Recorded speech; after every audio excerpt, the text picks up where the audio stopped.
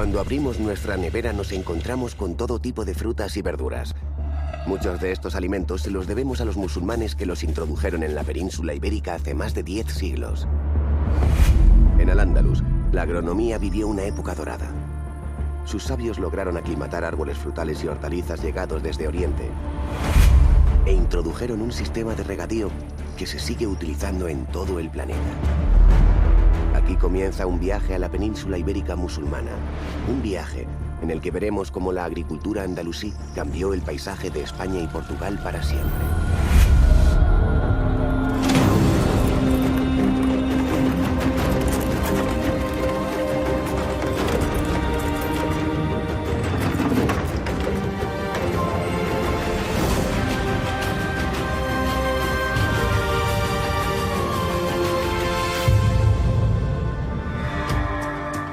Cuando los musulmanes llegaron a la península ibérica, se encontraron un territorio dominado por una cultura visigoda que tenía un rico legado también histórico a sus espaldas. La península ibérica siempre había sido famosa desde tiempos romanos por ser un poco el granero de Roma. Cuando ellos llegan a la península ibérica, realmente la producción agrícola del mundo romano, del mundo visigodo, está basada fundamentalmente en la tríada mediterránea. Sobre todo cultivar el trigo, el olivo, la vid, se ve que es lo que se hacía en ese momento. No había otra cosa.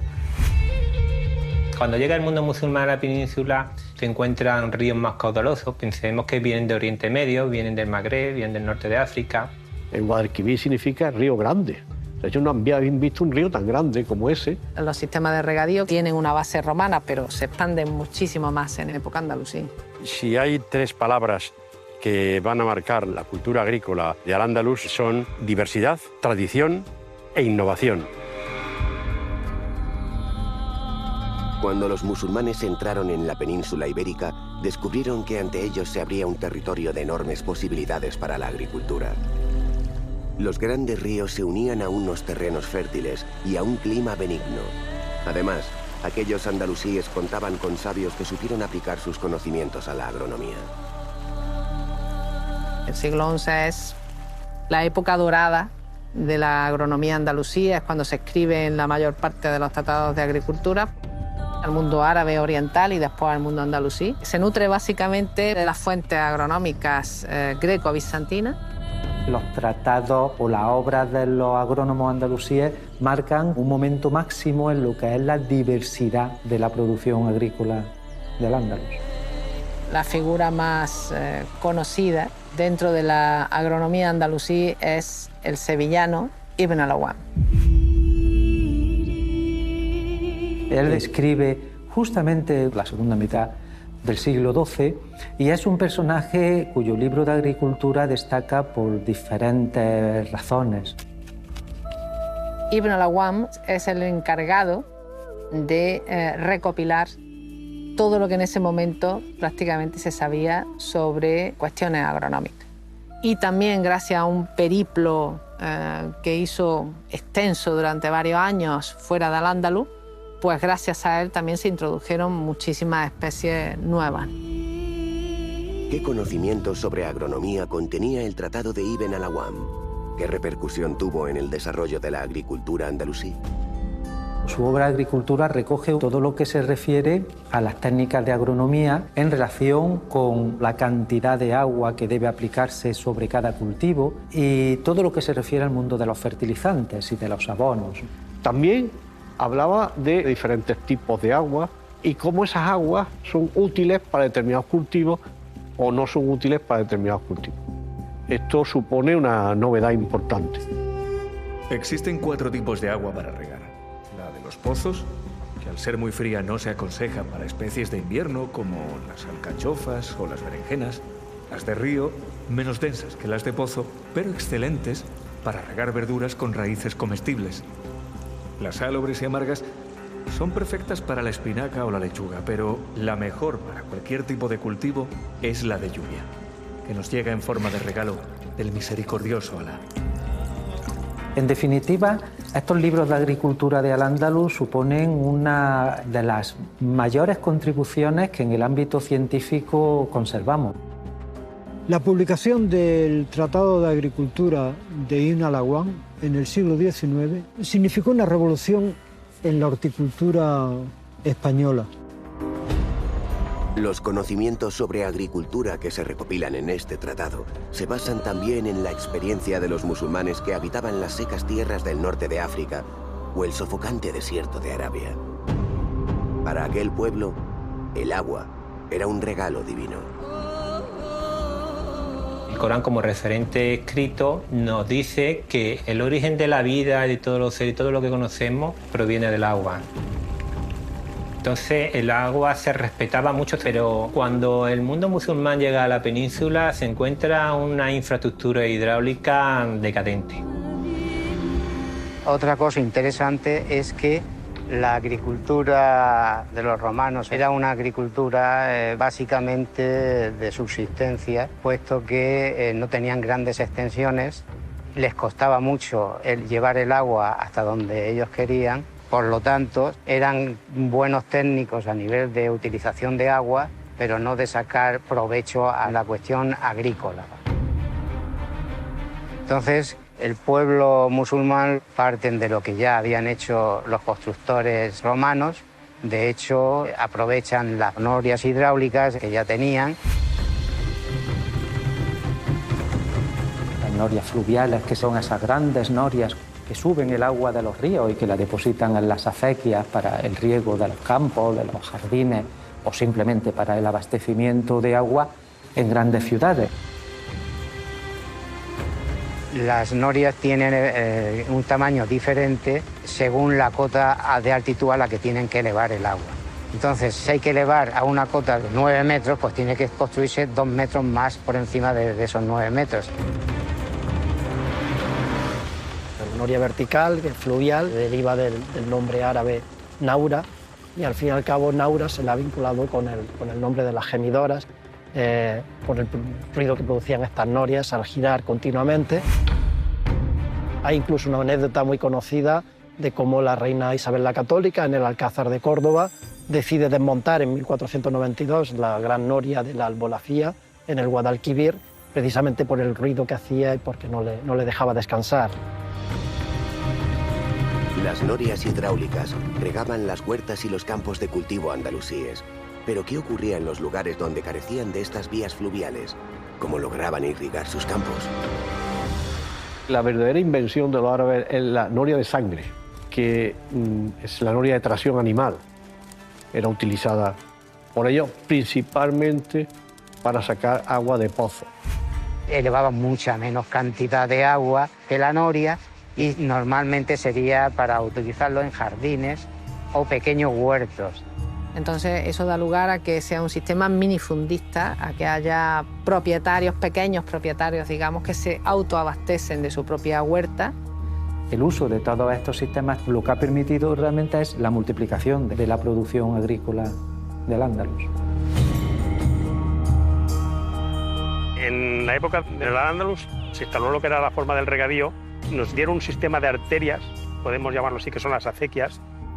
Imaginémonos que el cuerpo humano, que todas las venas de nuestro cuerpo reparten la sangre a todos los órganos. Pues las acequias es lo mismo, o sea, las acequias reparten el agua de un río, de un pantano, de un pozo a todos los campos y a todas las zonas de riego. O sea, nos ha transmitido una cultura como son el saber llevar esa agua a los sitios, ahorrarla, almacenarla y darle un culto suficiente de cómo tenemos que utilizar esa agua. Los andalusíes supieron cómo explotar un recurso tan esencial como es el agua. Se preocuparon de extraerla de los ríos, de canalizarla hasta sus cultivos y además llegaron a idear nuevos sistemas de regadío. Aprovechando unas condiciones naturales en la bahía de Ibiza, que es un terreno inundable. Los andalusíes introdujeron un sistema de riego único en el mundo, que son las feises, en la isla de Ibiza. Ese sistema es el riego subsuperficial, por unos canales donde va el agua y el agua se filtra por las paredes hacia la parcela y llega a las raíces del cultivo. Este sistema tenía además una característica que, como la anchura de las parcelas es muy grande, a lo mejor desde los canales no llegaba agua suficiente a las plantas de en medio. Entonces le hacían una especie de perforaciones de tubos, que puede ser trozos de cal hidráulica con cerámica, de tal manera que todas las plantas recibían el agua. Es un sistema que se ha mantenido mucho tiempo, lo cual quiere decir que la producción era beneficiosa.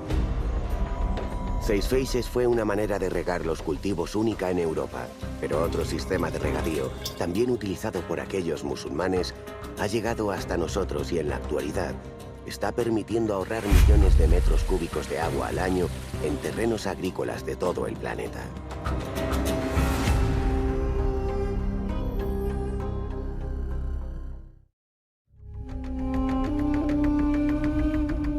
Sí es verdad que resulta absolutamente imprescindible el legado que Al-Ándalus nos dejó de cara a lo que es la utilización del agua para riegos.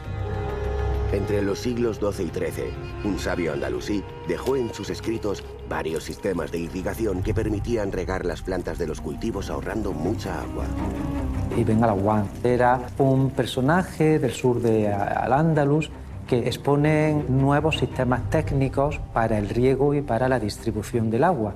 Incluso se conserva algún dibujo con el diseño de algunos de estos sistemas. Lo más importante del agua es cómo regar. Y esa técnica de cómo regar es algo que ahora mismo se está recomendando como un riego sostenible. ¿Qué decía él? Pues decía, por ejemplo, para regar es preferible que usted le aplique el agua al pie de la planta, para que no se pierda, efectivamente. Entonces están los alcorques, digamos, pequeñas superficies alrededor de un árbol, donde el agua se quedaba estancada y justamente la tomaba la planta y no se perdía. Los alcorques que utilizaba Ibn al-Awwam en sus plantaciones se siguen aplicando hoy en día. Un sistema de canalización de aguas que aún continúa presente en muchas ciudades de la península ibérica. También, efectivamente, al-Awwam lo consideran algunos como el introductor del riego por goteo, que es un sistema que lo que hace es que usted aprovechar mejor el agua, o sea, pierde pero agua. Eso es sostenible. Sobre estos vasos se cuelga otro mayor, lleno de agua dulce, con un agujero como el del ojo de una aguja, y por esos orificios caerá el agua gota a gota. Este será el mejor medio para regar plantas con el favor de Alá. El riego por goteo en la actualidad mantiene el espíritu, digamos, de cuando los musulmanes se les ocurrió meter una vasija cerca de la planta. Con el riego por goteo lo que establecemos es un sistema de riego denominado de alta frecuencia. Es decir, yo aplico menos cantidad de agua, pero la aplico frecuentemente. Por lo tanto, tengo siempre agua a disposición de las raíces, que es localizar el agua allí donde la planta la necesita.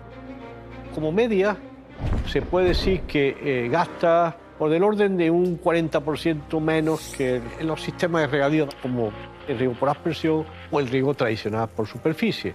Entonces, en la actualidad el sistema de riego más utilizado es el riego por goteo, porque ha demostrado ser el sistema de riego más eficiente. Los musulmanes implantaron nuevos sistemas de riego en las tierras de labranza de la península ibérica. Lo que aún desconocemos es si llegaron a ser relevantes en la productividad de sus cosechas. Los árabes introdujeron muchas especies que aquí no eran conocidas y no solamente las introdujeron, sino que las pusieron en producción. Cuando llegan los árabes, ellos traen la naranja, ojo, la naranja amarga, no la dulce, que llegaría más tarde, pero sí la naranja amarga, el limón, la lima.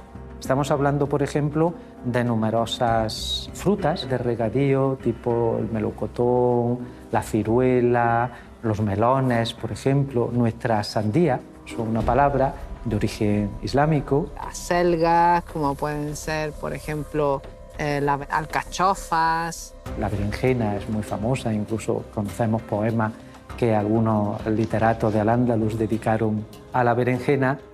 O el azafrán, por ejemplo, que también se introduce en esta época y se habla de él tanto en cultivo de secano como regadío. Y además cultivaron mucho la vid porque es un cultivo, una especie que debe ser reivindicada como protagonista de la agricultura andalusí. Todo el mundo piensa, pero ¿cómo cultivaban tanta vid si ellos no bebían vino, ¿no? Eso es un tópico que hay que erradicar por completo, porque evidentemente en Al-Ándalus se consumía vino. Y no solamente en Al-Ándalus, sino en todo el Imperio Árabe Islámico. Introdujeron variedades que se cultivaron para muchos objetivos, no solamente para fruta fresca. Utilizaban el mosto, los arropes, hacían vinos medicinales, incluso había otras formas de consumo de la vid interesantísimas como es la pasa, la uva pasa. Había lo que se llama hasta hoy en día los paseros, es decir, grandes explotaciones agrícolas dedicadas exclusivamente a la uva pasa y era objeto de exportación al Andalus.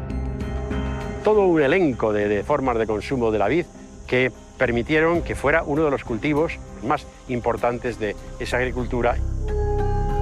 Todo este sistema de producción agrícola en realidad fue capaz de crear unos excedentes de producción, es decir, sirvió para exportar buena parte de esos excedentes. Estableciendo una intensa relación comercial a través del Mediterráneo, no solo con el norte de África, sino con el extremo oriental. Por eso era una fuente de riqueza muy importante para las arcas del Estado Andalusía. Y eso es una herencia que arrastra y continúa hasta el día de hoy, donde seguimos siendo pues, una de las zonas más importantes en producción, en este caso de cítricos, de Europa y del mundo.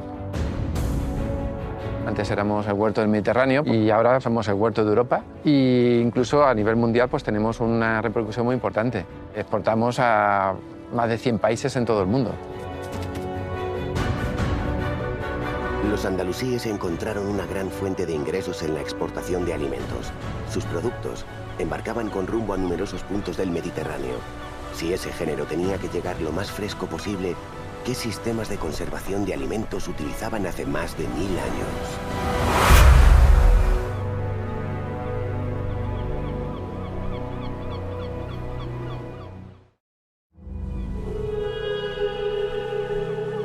Los andalusíes se vieron en la obligación de intentar conservar los productos más tiempo para poder exportarlos en viajes que podían llevar varias jornadas, incluso algunas semanas, y tenían que llegar a sus destinos en buenas condiciones. Si la conservación de los alimentos era un factor fundamental para el comercio andalusí, ¿qué métodos utilizaban para alargar la vida de esos productos? ¿Alguno de ellos lo seguimos utilizando en la actualidad? Uno de los componentes tecnológicos que mayor difusión alcanzó en Al-Ándalus y sobre todo que mayor huella ha dejado ha sido la producción de cerámica vidriada. La cerámica vidriada tiene un beneficio enorme desde el punto de vista de la salud, es decir, el vidriado de la cerámica impide el contacto de esos alimentos y sobre todo cuando los alimentos están depositados en este tipo de contenedores, pues se conservan muchísimo mejor y más tiempo. En la cerámica vidriada andalusí se conservaban alimentos como las berenjenas típicas de Almagro. Gracias a este legado musulmán, esta localidad de Ciudad Real todos los años produce más de 2 millones de toneladas de berenjenas. Además, los andalusíes implantaron una manera de preservar los alimentos con una base científica que seguimos utilizando en el siglo XXI. Las técnicas pues, que eran a veces pues, bastante sofisticadas. Por ejemplo, Ibn Basal, uno de los agrónomos toledano, autor de uno de los tratados más interesantes de agricultura, dice, si quieres preservar a tu silo, a tu lugar donde almacenas el cereal, de las plagas o de otros insectos, coloca piedras imantadas alrededor. De esa manera, pues las hormigas acaban huyendo de tu silo. ¿Por qué? Porque esos insectos tienen una capacidad de orientación, una magnetorrecepción, que si les colocas un imán al lado, pues les perturbas, se despistan.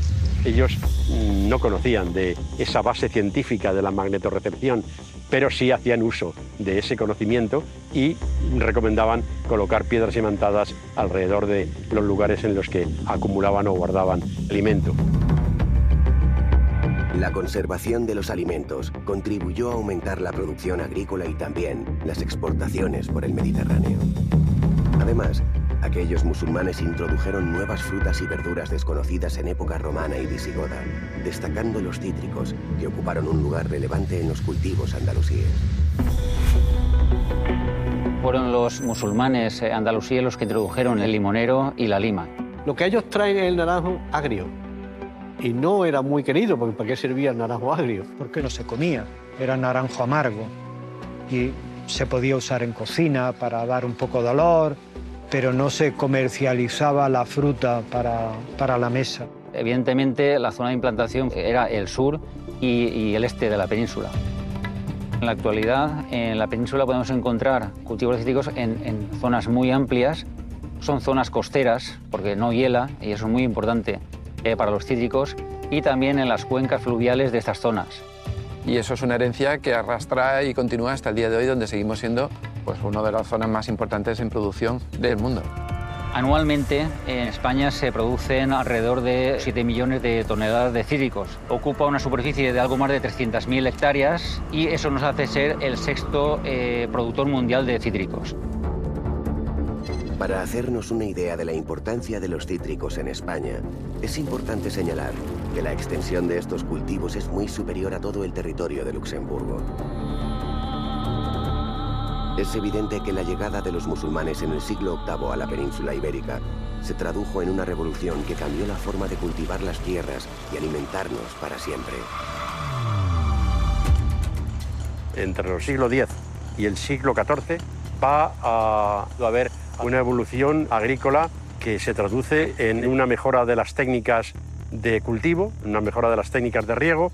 Todos estos elementos hacen que se hable de una revolución verde o de una revolución agronómica andalusí. Ibn al-Awwam es un personaje importante, puesto que en su Tratado de Agricultura dice que hay que vivificar todas las tierras. No se deja en barbecho a ser posible la tierra, sino que se van rotando los cultivos para que siempre haya variedades distintas. Entonces, pues eso multiplica las posibilidades de la dieta andalusí, que no existe en otros puntos de la península en ese momento bajo dominio cristiano. La palabra diversidad es una de las claves del paradigma del universo agrícola que permite la revolución andalusí. Esa diversidad permite una riqueza económica que se traduce en artesanía, en industria, pero con una capacidad de autosuficiencia que elimina la externodependencia. Esa externodependencia que lamentablemente ha llevado a veces a revoluciones agrícolas equivocadas que al final han acabado en hambrunas por un excesivo compromiso solamente con un cultivo. Eso no va a pasar en el andaluz.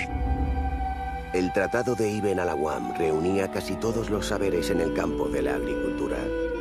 Un escrito que volvió a tener muchísima relevancia en la España del siglo XIX. La agricultura andalusí también ha dejado una huella cultural muy profunda en nuestra lengua actual. El riego a gran escala en la península ibérica se le debe a los árabes. Y en consecuencia es algo nuevo. Y por lo tanto, las palabras que se utilizan las introducen ellos. Y nosotros las hemos conservado. Aproximadamente el 30% de las palabras de riego son de origen árabe. Por ejemplo, el fawara, las fuentes en las ciudades donde hay, pues todavía las llaman fawara. Viene del verbo afara y afuro, que es hervir, como si estuviera el agua hirviendo, sube hacia arriba. O por ejemplo la palabra albufera. La albufera viene al-buhaira, que es el diminutivo de bahar, mar. Es decir, el mar pequeño, un mar pequeño. La palabra canal viene de la palabra qanat, que significa una caña, un objeto agujereado por el medio. Entonces era la forma de la canalización del agua. Lo mismo la palabra ramla. La ramla es el lugar donde pasa el agua y lleva la arena, porque raml es arena, ¿no? Y entonces donde se acumula la arena se llama rambla. En fin, hay una gran cantidad de nombres, de términos que hasta el día de hoy realmente forman parte de este legado andalusí. Nuestra lengua y agricultura se nutren de las novedades que trajeron los musulmanes desde el norte de África y Oriente Próximo. Con ellos llegaron frutas y verduras de países lejanos, de climas y terrenos diferentes. Aquellos andalusíes consiguieron aclimatar esas plantas a la península ibérica. ¿Pero cómo lo hicieron? ¿Les costó mucho tiempo cosechar espinacas, naranjas o limones en estas nuevas tierras?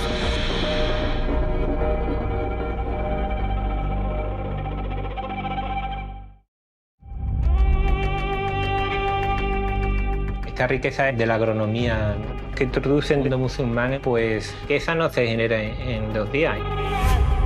Si, por ejemplo, se llegó en el 711, hay que esperar por lo menos al siglo IX, al siglo X, para que haya ese esplendor y ese enriquecimiento económico en todos los aspectos. Por tanto, en ese proceso de desarrollo tuvo que pasar por lo menos 3 o 4 generaciones, seguramente. Estos conocimientos que pasaban de agricultor a agricultor en Al-Ándalus los recogió el sabio Ibn al-Awwam en sus escritos. Este sevillano supo cómo recopilar en un tratado la herencia del mundo antiguo con las innovaciones agrícolas posteriores. Ibn al-Awwam habla de unas 400 especies cultivadas en esa época, en tanto que otro agrónomo de Andalucía, romano, habla de 150 especies. Entonces, claro, yo puedo traer de Oriente una planta, pero claro, hay que adaptarla a las nuevas necesidades del sustrato, del terreno, del clima, de la vegetación. Entonces ahí tuvo que haber una domesticación y una adaptación que eso se ocurre después de varias generaciones puesta en producción. En el Tratado de Al-Awwam se pone en evidencia la importancia de la experimentación, la importancia también de la transmisión de conocimiento. El libro de Al-Awwam es un tratado completo de agricultura. Entonces, por ejemplo, el libro tiene cuestiones de trasplante y injertos. El libro es un tratado muy importante de esas técnicas. De hecho, es verdad, él tenía su propia finca de Sevilla, donde ensayaba y comprobaba estas cuestiones. Mucho se ha hablado sobre intercalar las higueras entre los viñedos, como sucede en otros países que rezan a nuestro dios Alá. Pero las tierras y el clima de Al-Ándalus son muy diferentes. Aquí no queda más remedio que sembrar este frutal fuera de las viñas por el bien de ambas plantas. Ibn al-Awwam experimentaba en sus tierras con las especies que llegaban de Oriente o del norte de África. Esta hacienda se sumaba a otros terrenos de cultivo, donde también se buscaba la aclimatación de estas nuevas plantas. En Al-Ándalus había muchos jardines botánicos donde se probaba la aclimatación, ¿no?, de las especies y tal. Entonces, esto es muy conocido en Toledo y en Sevilla. Los jardines en Al-Ándalus fueron una pieza excepcional. La jardinería andalusí nace en Al-Ándalus probablemente inspirada en modelos orientales como el egipcio o como el persa, pero aprovechando también la tradición ibérica, especialmente la hispano-romana. De Al-Ándalus hay 5 jardines que han llegado hasta nosotros permanentemente vivos. Quizá el patio de la acequia sea el jardín palaciego más antiguo del mundo. Estamos hablando de un jardín que, tal y como lo conocemos, existe desde cerca de 800 años. Es una cosa excepcional. Y entonces esto estaba en las cortes de los monarcas, ¿no?, sobre todo a partir de la época taifa, y ellos tenían sus jardines botánicos y esto era, bueno, como las investigaciones estas que hoy día hacen los agrónomos, pues esto mismo lo hacían los andalusíes en los jardines botánicos. Los andalusíes lograron adaptar muchas de las plantas que llegaban de regiones con un clima muy diferente al que tenemos en la península ibérica. Esta inquietud por mejorar y ampliar los cultivos sigue siendo el objetivo primordial de los agrónomos del siglo XXI. El interés de los andalusíes por la adaptación de las nuevas especies sigue vigente, pero además se busca cada vez más innovación en lo que son los cultivos. Buscamos unas características ligeramente distintas, o en algunos casos muy distintas, a lo que ellos estaban buscando. Por ejemplo, las variedades que se sacan al mercado actualmente son muchísimo más productivas, es decir, sacamos más kilos por planta, tienen un mejor sabor, tienen un mejor comportamiento post cosecha, porque han sido las características que se han ido mejorando en los últimos años. Y además las herramientas y el cómo se hace pues han cambiado mucho, porque ahora tenemos un conocimiento muchísimo más profundo de cómo es la biología de las especies. Por tanto, la combinación favorece que se pueda realizar un estudio mucho más rápido en el tiempo y con una mayor precisión que la que tenían los andalusíes. Si los andalusíes experimentaban con las plantas en los jardines botánicos, ¿dónde lo hacen los ingenieros agrónomos en la actualidad? La metodología para poder desarrollar estas nuevas variedades es diversa. Por ejemplo, se pueden hacer una mejora mediante cultivo in vitro. Entonces, primero esterilizamos lo que es el explante de material vegetal y lo ponemos a cultivar. A continuación, ese explante lo llevamos a una cabina de cultivo, de germinación. En este caso, lo que queremos es producir una planta entera a partir de estos explantes, que cuando ya tiene un cierto tamaño, ya la volvemos a pasar lo que es al campo y crece. El paso del jardín botánico a los campos de cultivo en tiempos de Al-Ándalus no siempre era garantía de éxito. ¿Tienen este problema los agrónomos actuales? ¿De qué manera se pueden comprobar que estos árboles frutales, nacidos en el laboratorio, poseen las características deseadas? Ahora vamos a cortar una muestra de hoja para a continuación hacer la extracción de ADN.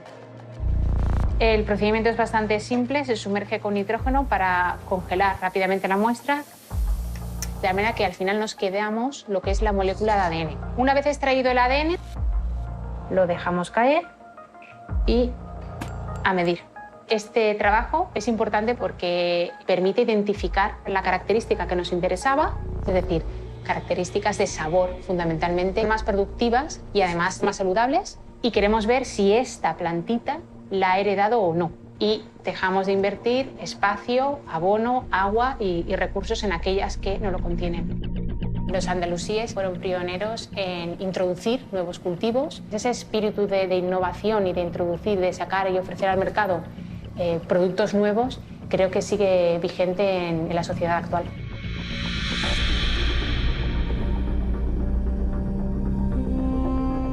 Algunos de los jardines de Al-Ándalus funcionaron como los laboratorios agronómicos actuales. Por allí pasaron muchos de los cítricos y hortalizas que conocemos hoy en día. ¿Ocurrió lo mismo con las plantas ornamentales? ¿Experimentaron con flores o solo se preocuparon por el cultivo agrícola? Mucho antes de que los Países Bajos descubriera el tulipán, pues ya lo conocieron en el Andaluz, porque Abul Khair habla de una flor de un color amarillo metida dentro de otra flor de color naranja. Toda la descripción coincide con la primera que se conocía de Charles Leclus, holandés del siglo XVII, que en su jardín botánico pues parece que cultivó por vez primera el tulipán. Es decir, que probablemente el holandés hay sospechas de que conoció el texto de Abul Khair y copió la descripción sobre el tulipán. Las especies que los sabios andalusíes conseguían adaptar a la península ibérica se plantaban en grandes extensiones de terreno y al mismo tiempo en zonas agrícolas enclavadas dentro de las grandes urbes. ¿Cómo eran aquellos espacios verdes? ¿Qué papel desempeñaban en las ciudades de Al-Ándalus?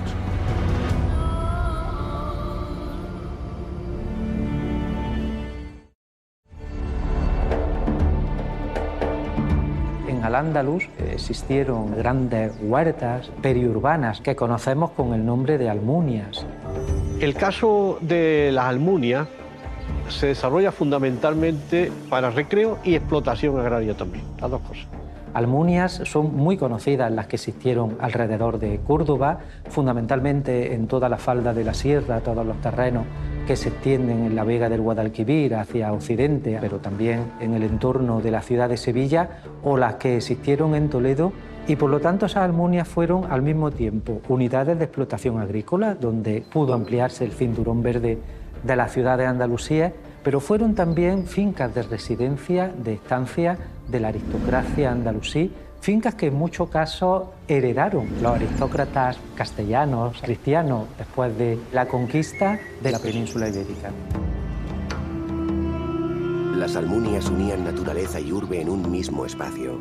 Sus cosechas ayudaban a alimentar a parte de la población de Toledo, Córdoba o Sevilla. Las huertas y los cultivos dentro de las grandes ciudades siguen aún vigentes. Un ejemplo es Madrid, donde existen más de 50 huertos urbanos. Si estos cultivos hoy en día se nutren del agua, de las canalizaciones de las grandes ciudades, ¿cómo lo hacían en Al-Ándalus? Al-Awwam da una serie de técnicas y una serie de recomendaciones sobre dónde podía localizar agua subterránea para regar. Entonces, pues, efectivamente, decía determinado tipo de vegetación indican que efectivamente puede haber agua relativamente próxima a la superficie. Por ejemplo, dice que donde hay esparto se puede dar agua. Y además hay ciertos insectos que a lo mejor son indicadores de que pueda haber agua, como pueden ser hormigas. Y después también daba orientaciones al agua de cómo hacer esos pozos, cuándo hacer esos pozos. O sea, que un pozo hay que hacerlo en agosto, que es cuando no hay agua. Porque si tú haces un pozo cuando hay agua, pues te la encuentras, y cuando llega agosto ya no hay agua. En las zonas alejadas de los grandes ríos, el agua tomaba una importancia aún mayor. Con la proliferación de huertas o campos de cultivo, es fácil imaginar las disputas que pudieran surgir entre los campesinos por el reparto de este preciado recurso. El uso del agua en lo que es la agricultura tiene muy en cuenta las normas del Corán. Entonces, el agua que tú no vayas a consumir porque te sobre, no la puedes malgastar, sino tienes que cederla. Entonces, se crean constituciones jurídicas de gestión del agua por los conflictos. Había una figura jurídica que era justamente el delegado del Estado, de quien fuere, para controlar ese agua que le llegaba a las comunidades regantes. Pero después, las comunidades regantes se autorregulan. Tienen sus propios reglamentos, sus propias normas, sus propios jurados de riego. Existen algunas instituciones que han llegado a nuestros tiempos. Tenemos, por ejemplo, el Tribunal de Aguas de Valencia, donde existe una serie de normas que vienen de tiempos del Al-Ándalus, ¿no? El Tribunal de Aguas de Valencia es un jurado de riego de una comunidad, que en este caso es una comunidad muy grande, porque comprende las 8 acequias del Júcar. El tribunal empieza a estar documentado a partir de 960, durante la época del Califato de Córdoba, y desde entonces pues, ha ido evolucionando hasta nuestros días. Nos reunimos pues, todos los jueves del año aquí en la Plaza de la Virgen, en la Puerta de los Apóstoles del Miguelete. El alguacil empieza a nombrar las acequias de arriba hacia abajo y de la margen derecha y después a la izquierda. Y si hay algún denunciado, entonces se le pregunta al denunciante. Y entonces le dictan una sentencia y lo que se haya acordado allí es lo que tiene que cumplir el denunciado. Estos tribunales llevan siglos dirimiendo las disputas por las aguas que riegan en las huertas. Pero el agricultor también podía enfrentarse a otro problema de difícil solución: las plagas. En la actualidad sabemos que un ataque masivo de insectos supone la pérdida de cosechas y cultivos. Pero ¿cómo hacían frente los campesinos de Al-Ándalus a este problema? ¿Lograron sus agrónomos frenar aquellas devastadoras plagas? En el libro de Al-Awwam se citan plagas como gusanos, también habla de langostas, de escarabajos. A nivel de soluciones y remedios, naturalmente utilizaban muchos estiércoles, cenizas, leche de oveja, vinagre o arrope de dátiles, es decir, principalmente eran productos y sustancias naturales. Para ahuyentar los ratones que merodean los cultivos, presento esta solución con el favor de Alá. Llénese de paja la entrada de la ratonera y échese sobre ella algún pez ya podrido. Una vez bien tapada la puerta del escondrijo, se prende fuego y se sopla. De la paja y el pez huirán los ratones. Ese pescado contiene sustancias, determinados bioactivos, que mediante el calor, al prender la paja, se activan, y suponía que sobre ese roedor tenía un efecto repelente y era una solución local de aquella época. El capítulo dedicado a estiércoles es increíble porque aprovechan todo, desde pajas, cenizas, excrementos, no solamente de animales, sino excrementos humanos, orina humana. También habla de sangre, incluso humana, que es una fuente también nutritiva porque al final se combina o se junta la parte de nutrición con la parte de protección del cultivo. Un cultivo bien nutrido se defiende mejor ante el ataque de esas plagas y enfermedades, y eso en el Tratado de Al-Awwam es destacable. Los fertilizantes y pesticidas del antiguo Al-Ándalus se realizaban únicamente con productos naturales. Pero ¿hasta qué punto hemos seguido con su tradición? ¿Qué sustancias utilizamos en la actualidad para fumigar los cultivos?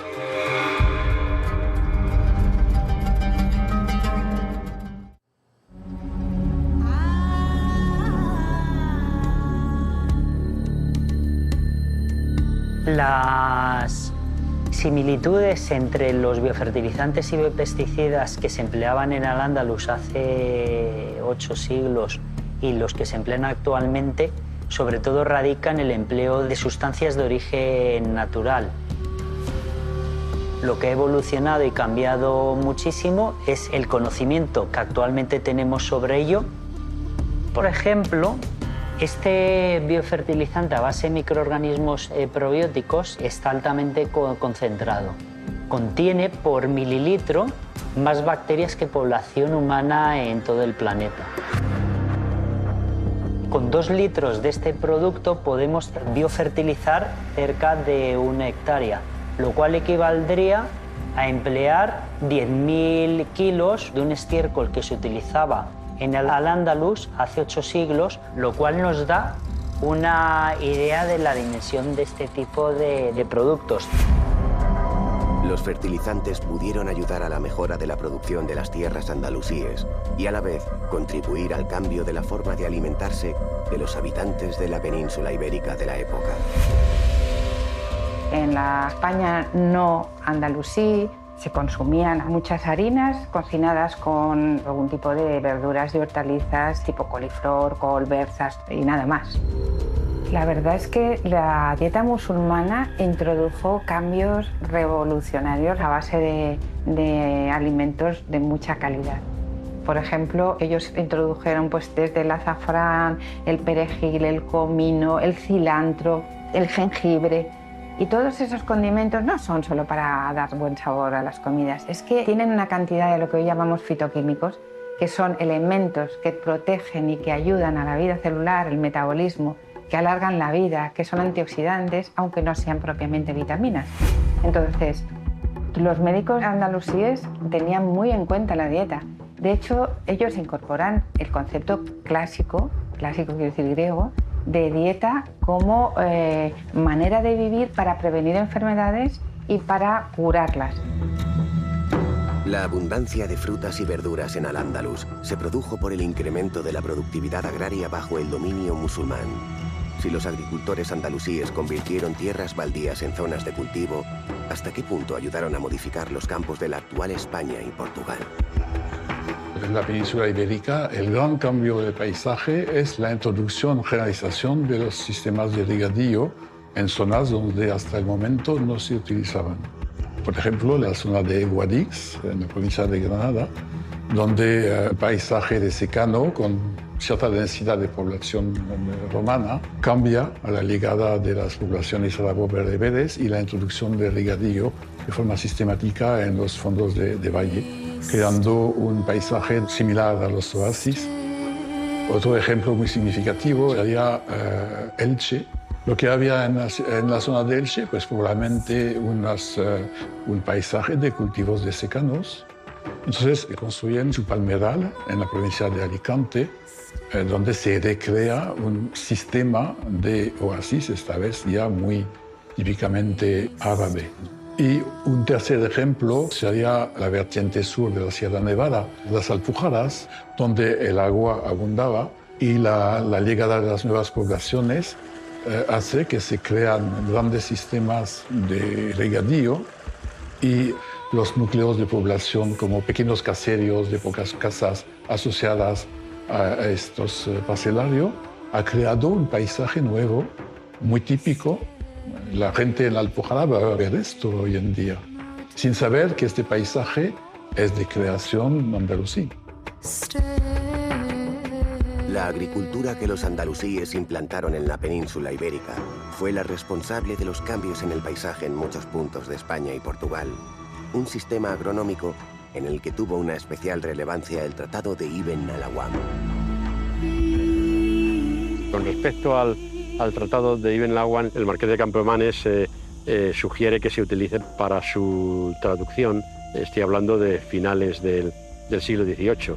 Campomanes, él quería dar un impulso a la agricultura hispana y claro, se dieron cuenta en ese momento de que no había teoría agronómica y en pleno siglo XVIII pues tuvieron que volver sus ojos a la agricultura andalusí. El Tratado de Agricultura de Ibn al-Awwam significó una revolución en la agricultura española. Se incorporan unas prácticas que se hacían realmente en Al-Ándalus y que curiosamente supone un avance realmente extraordinario. Si uno busca Todos los tratados de horticultura, de jardinería, que se publican en España en el siglo XIX, sistemáticamente citan a Ibn al-Awwam. Actualmente, tener acceso a esos tratados tipo el de Al-Awwam nos permite poner en evidencia la importancia de guardar ese conocimiento y de transmitir ese conocimiento de una generación a otra sin que se pierda. La industria agrícola de la península ibérica sería muy diferente sin los conocimientos y nuevos cultivos que hemos heredado de aquellos andalusíes. Gracias a ellos, los cítricos son una realidad en el levante español, como también las espinacas, berenjenas, sandías y melones que se comenzaron a sembrar bajo la dominación musulmana. Los sabios de Al-Ándalus sabían cómo buscar aguas subterráneas y llegaron a la conclusión de que una de las maneras más eficientes de regar los cultivos era por goteo. Este extraordinario legado agrícola es comparable con los conocimientos que hemos heredado de otros campos de la ciencia. Las primeras operaciones de cataratas en la península ibérica las realizaron médicos andalusíes, y la pólvora desembarca en Europa de la mano de aquellos musulmanes. Una herencia que seguiremos descubriendo en Al-Ándalus, el legado.